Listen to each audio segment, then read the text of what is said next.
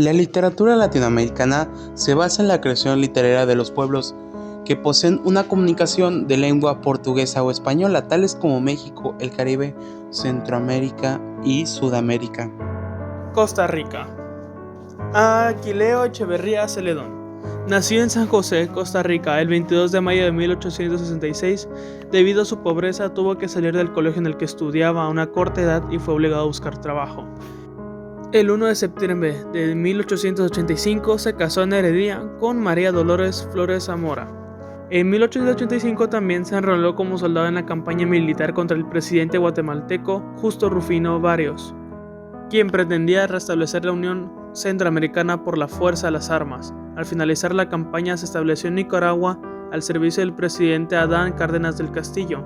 Fue en ese país donde conoció y entabló amistad con el poeta Rubén Darío, quien posteriormente escribiría: y Costa Rica tiene un poeta, tiene en verdad otros poetas, pero su poeta, el poeta nacional, el poeta familiar, se llama Aquileo J. Echeverría. Con esto, posteriormente se volvió periodista y político costarricense. Siendo un poeta de exquisita sensibilidad artística, es una de las figuras más importantes de la historia literaria de su país. Su obra más conocida, Concherías, refleja la vida, el pensamiento, las costumbres y el lenguaje de los campesinos costarricenses. Manuel de Jesús Jiménez Oreamuno nació el 16 de junio de 1864 en la provincia de Cartago, en Costa Rica, hijo de Jesús Jiménez Zamora, presidente de Costa Rica, y María Esmeralda Oreamuro Gutiérrez. Sus estudios los realizó en el Colegio de San Luis Gonzaga de Cartago, donde después fue profesor de Historia, Geografía y Literatura. Su vida fue modesta y dedicada a la agricultura, el servicio público y el estudio de la historia. En 1894 fue candidato a la presidencia de la República, pero ante los graves acontecimientos que sucedieron durante la campaña, con suspensión de garantías, alzamientos populares y hasta muertos, se retiró de la contienda y aceptó como inevitable que el presidente José Joaquín Rodríguez impusiera como sucesor a su yerno, Rafael Iglesias Castro.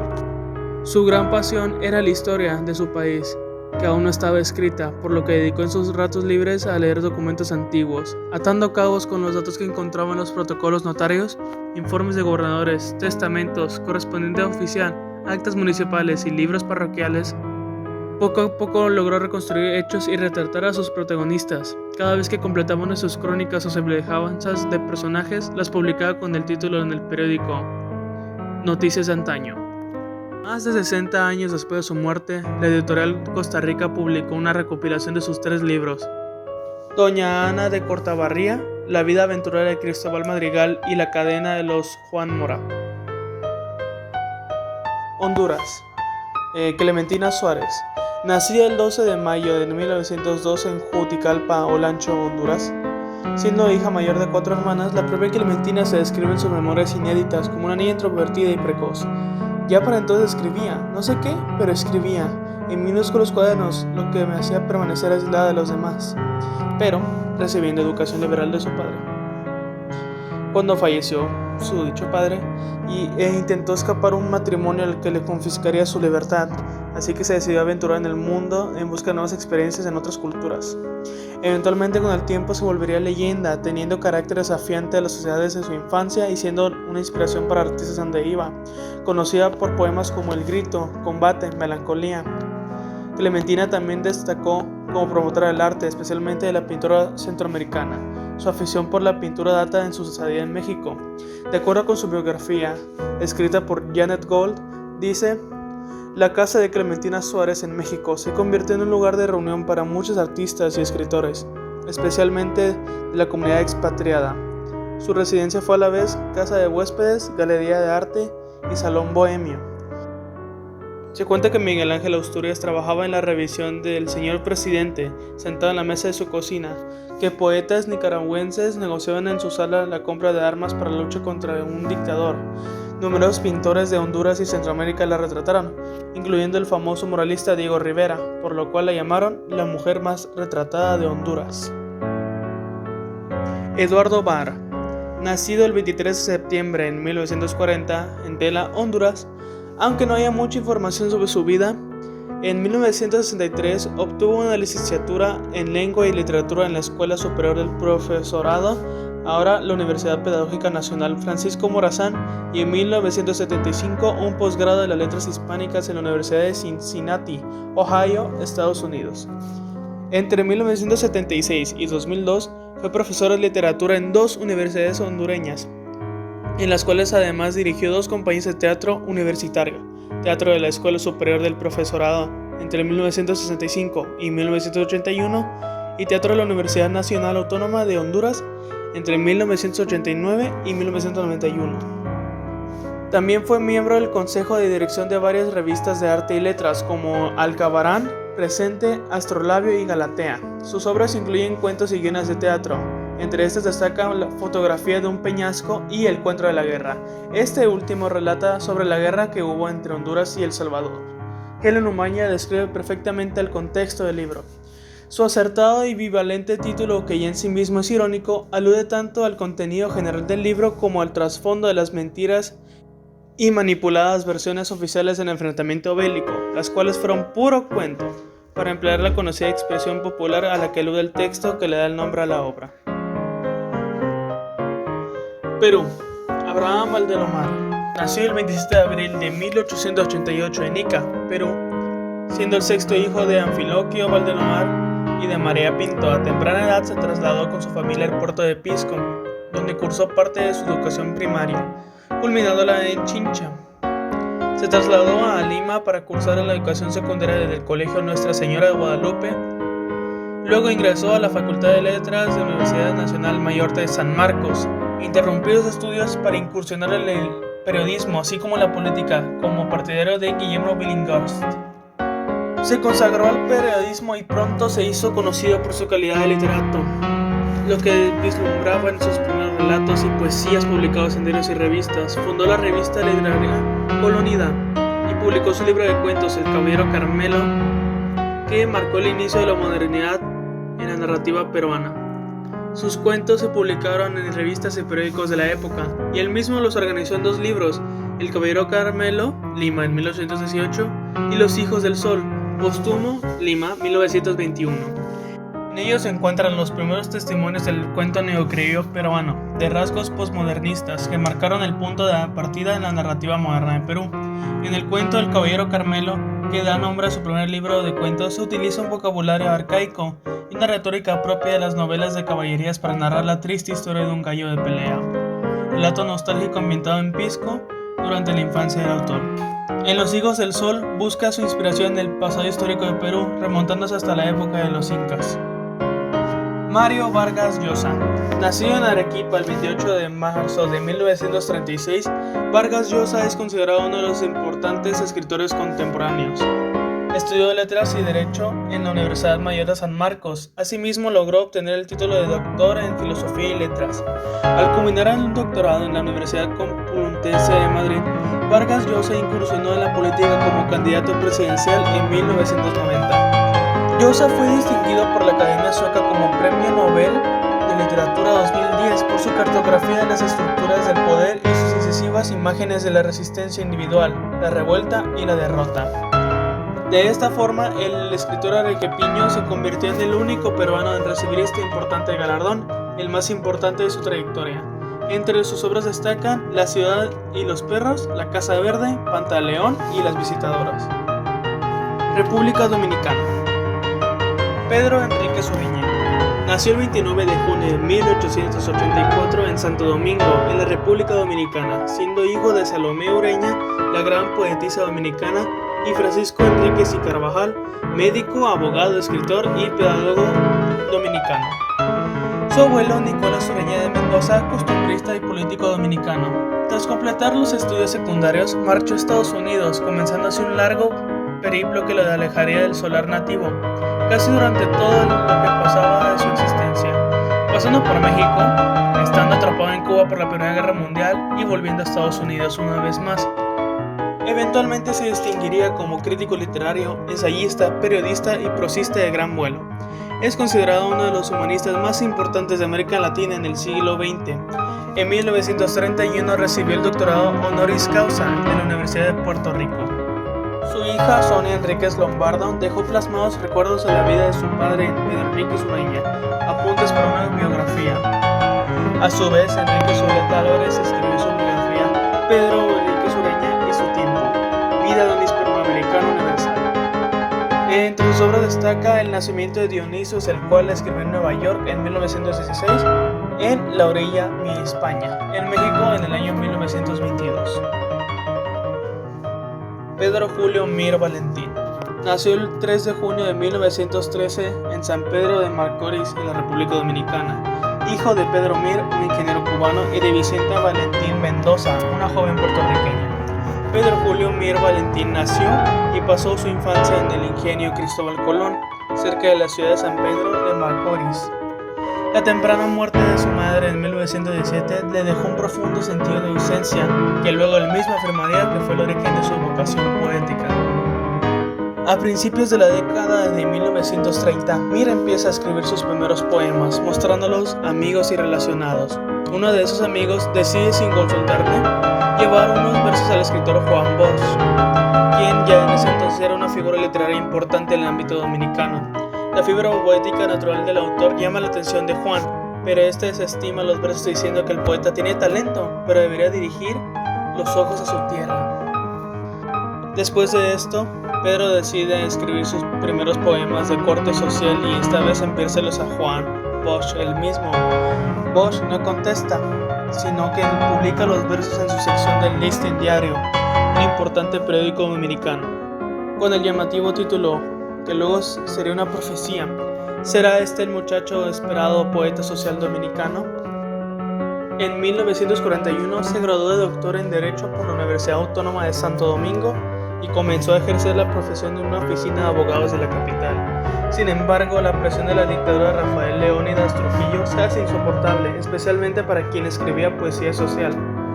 Considerado un desafecto del régimen, recibe amenazas y vive bajo presión hasta que marcha a Cuba en 1947, un exilio que se prolongaría hasta que la caída del régimen de Trujillo. Su conocido poema Hay un país en el mundo sale a la luz en 1949 en Cuba, donde vive precariamente. En 1952 publica en Guatemala el contracanto a Walt Whitman, considerado uno de sus mejores poemas, y también traducido en diversos idiomas, así como ha sido objeto de numerosos estudios en Estados Unidos de América, la República Dominicana y en otros países. Algunos de sus versos han sido traducidos a otros idiomas. Mir, que también cultivó el ensayo y la narrativa, regresó a la República Dominicana en 1962, después del fin de Trujillo y el gobierno de Juan Bosch. Tras la traída de Juan y seriamente afectado en su salud, abandona el país pero retorna y se establece definitivamente con su familia en Santo Domingo en 1968. Posteriormente enseña en la Universidad Autónoma durante varias décadas. Su novela Cuando amaban las tierras comuneras, publicada en México en el 1968, tuvo un éxito que traspasó las fronteras de la República Dominicana. En Ecuador, tanto la literatura como la poesía han ocupado un espacio significativo dentro de la cultura e historia nacional. Por ejemplo, a través del verso, un grupo de poetas llegaron a la sensibilidad popular con temáticas que generan polémicas, como lo son la desigualdad, el amor y la muerte. Ahora bien, en un recorrido histórico a través de la literatura ecuatoriana, específicamente los autores y sus respectivas obras, se puede apreciar que su inicio tiene lugar en el ámbito prehispánico, con la cultura de la civilización inca. En el periodo de la colonia surgieron los primeros poetas catalogados como dignos en cuanto a su mención. Tal es el caso de Jacinto de Leiva en el siglo XVII y en el siglo XVIII Juan Bautista Guerra. Uno de sus principales escritores fue Juan María Montalvo Fiallos, que nació en 1832 y falleció en 1889. Fue un ensayista y novelista ecuatoriano. A partir de su pensamiento de corte liberal, su vida estuvo fuertemente marcada por el anticlericalismo y la oposición a los presidentes Gabriel García Moreno e Ignacio de Ventanilla. Cuando publicó en la revista El Cosmopolitano le criticó de forma abierta a la presidencia de García Moreno, el escritor ecuatoriano viajó a Colombia, en cuyo sitio escribió una gran parte de su obra. Dentro del conjunto de obras que publicó, uno de sus libros más conocidos, La Catilinarias, que denotó el fanatismo religioso que existía en su época y al cual siempre enfrentó, y entre sus ensayos se destacan 7 tratados y geometría moral. En este sentido, también llegó a escribir una secuela de Don Quijote de la Mancha, titulada capítulos que se le olvidaron a Cervantes. Al principio, la literatura haitiana fue una literatura militante. Nació en la época agitada de la Revolución, que dio por resultado la gran epopeya de Toussaint Louverture, la proclamación de la independencia de Haití en 1804. Por consiguiente, los primeros documentos de la literatura haitiana son tratados, convenciones, estudios y memorias. El escritor más destacado de este periodo fue Julien Raymond, considerado el precursor de los autores negros de lengua francesa. En lo que respecta a las más recientes generaciones de escritores, su pluma se enfoca en la búsqueda de la raíz, en sus orígenes africanos, en viajes literarios a Mamá África. La literatura o poesía de Nicaragua se encuentra en constante crecimiento y se remonta desde antes de la llegada de los españoles a América, pasando por distintas generaciones de escritores y poetas que han sumado aportes importantes al resto de la literatura hispanoamericana. Tiene sus comienzos en la era prehispánica, en el Canto al Sol de Nicaragua, escrito en el idioma náhuatl que se ha preservado oralmente, como también se conservan los lamentos chorrotegas de la era colonial que cantan sobre los extenuantes trabajos que deberían realizar al servicio de los españoles conquistadores. También de la época colonial es la obra El Huehuense o Macho Ratón, de autor anónimo. Es una comedia bailada, la única obra teatral de origen prehispánico que se conserva hasta la actualidad, que trata sobre un drama dinástico maya del siglo XV. Cantado originalmente en náhuatl, fue evolucionando, incluyendo partes en castellano, y expresa en la versión posterior el rechazo local a la dominación hispana, de manera burlesca y creativa. La obra es considerada un símbolo de identidad por el pueblo nicaragüense, llegando a ser declarada por la UNESCO Patrimonio Vivo, Oral e Intangible de la Humanidad. En la actualidad se presenta en las calles durante la tercera semana de enero durante la celebración de San Sebastián. En 1942 fue recopilado e impreso en un libro por primera vez, siendo sus canciones fueron grabadas en 1950. Las características literarias guatemaltecas a través de la historia nacional se centran en el feudalismo histórico de hechos reales del país o de personajes emblemáticos que a través de su vida han creado un precedente en la política, sociedad, cultura y tradición de la nación. Por ejemplo, la literatura maya se centra en la historia de la civilización maya, la cual está enraizada en creencias ancestrales que pueblos actuales que todavía viven en Guatemala se han atribuido como suyos. Entre los libros o documentos más destacados se encuentran el Popol Vuh, que es una recopilación de narraciones míticas, legendarias e históricas del pueblo quiche, uno de los reinos que habitan la región de la moderna Guatemala 500 años después del colapso de la civilización maya. El Popol Vuh es la obra más significativa de la literatura guatemalteca en idioma quiche y una de las más importantes de la literatura hispanoamérica precolombina. Se trata de un compendio de historias y leyendas mayas destinadas a conservar la memoria de las tradiciones de la raza. La primera versión conocida de este texto data del siglo XVI y está escrita en idioma quiche transcrito en caracteres latinos. Fue traducida al español por el dominico Fray Francisco Jiménez a comienzos del siglo XVIII. La importancia del Popol Vuh radica en su carácter de compendio histórico-religioso, aunque con preponderancia del segundo elemento sobre el primero. Por esta conjunción de lo mítico y lo religioso, ha sido denominado la Biblia Maya y es un documento fundamental para conocer la cultura de la América precolombina. Venezuela, particularmente la literatura en Venezuela, va a mostrarse muy aficionada al género novelístico. A partir de principios del siglo XX, numerosos escritores van a engordar las listas de greguíos novelistas venezolanos. José Rafael Pocaterra, Teresa de la Parra o Rómulo Gallegos lo hacen adheridos al movimiento realista. Posteriormente, Arturo Uslar Pietri y Miguel Otero son los primeros en ser reconocidos y admirados fuera del país. Facilitan el camino de Enrique Bernardo Núñez, Guillermo Meneses. En la última etapa del siglo XX, la literatura venezolana siguió produciendo escritores de enorme nivel, heredados siempre de la tradición anterior. Autores como Orlando Chirinos, Ana Teresa Torres, Israel Centeno, Federico Vegas o Juan Carlos Chirinos. Destacan con luz propia y siguen manteniendo viva y sana la literatura de Venezuela. Algunos de los libros serían Cuentos grotescos por Rafael Pocaterra, Doña Bárbara por Rómulo Gallegos, Las memorias de Mamá Blanca por Teresa de la Parra, Lanzas coloradas por Arturo Uslar Pietri, La luna de oro por Julio Garmendia, La misa de Arlequín por Guillermo Meneses, Piedra del mar por Francisco Maciani, Cuando quiero llorar no lloro por Miguel Otero Silvia. Y esos serían algunos de los libros y autores más destacados de Venezuela. Chile. Chile es conocido como el país de los poetas por la importancia de los autores y autoras chilenos que han tenido en este género literario. Entre ellos destacan Gabriela Mistral, que se alzó con el Premio Nobel de Literatura en 1945, la primera vez que este galardón recae en un autor latinoamericano, y Pablo Neruda. Pero no solo destacan poetas, sino también novelistas como Isabel Allende o los ya fallecidos María Luisa Bombal y Roberto Bolaño. Isabel Allende es una escritora chilena con nacionalidad estadounidense y nacida en Perú. Allende está considerada como la escritora viva más leída del mundo en lengua española.